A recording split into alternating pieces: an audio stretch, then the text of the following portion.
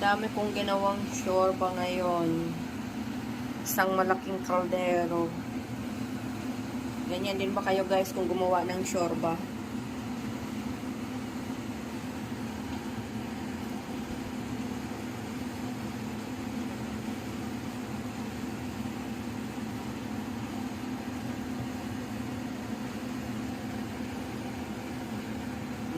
Isang malaki yan guys.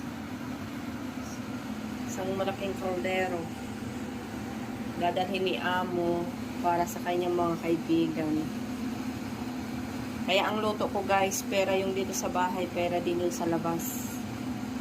Ayan, ganyan sila magpagawa ng shorba pag Ramadan.